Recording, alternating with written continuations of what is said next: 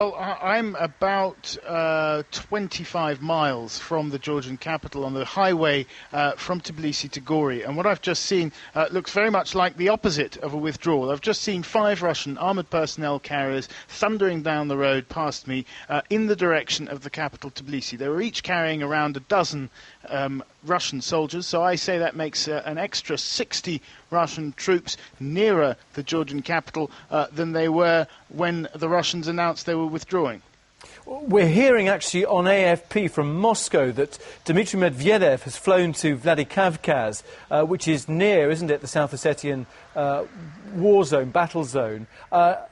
Just explain the complication here, because Russia argues, doesn't it, that they can still keep peacekeepers within this buffer zone. Is that perhaps what we're seeing at the moment?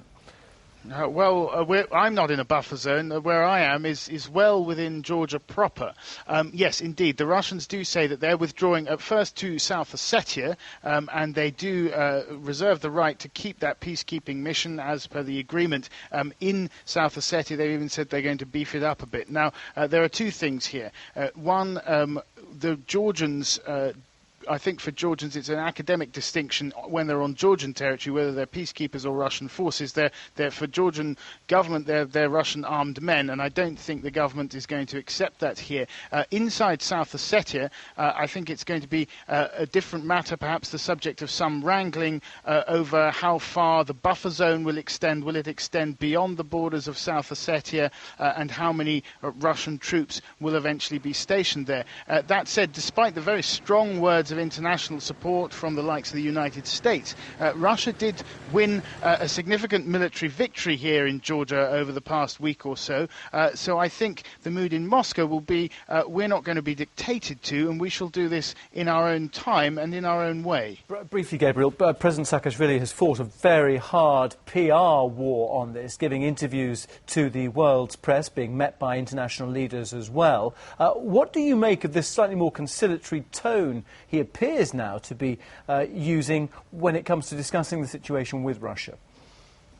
Well, I think Mr. Saakashvili will be aware that he has lost this militarily, even if he is still fighting to win the PR war, as it were. And I think he's probably aware that there are still negotiations ahead. This ceasefire plan just starting to be implemented now, we hear, although I can't see much evidence of it from where I'm standing. That's not to say it's not happening up further north. We're not allowed in there by the Russian military. But I think there is still negotiations to be had here, and I think he may well be hedging his bets. Just to let you know, I've just seen another armoured personnel carrier arrive. That's the 6th. Right, OK, Gabriel, keep us posted on the situation on the ground where you are. For now, though, thank you very much.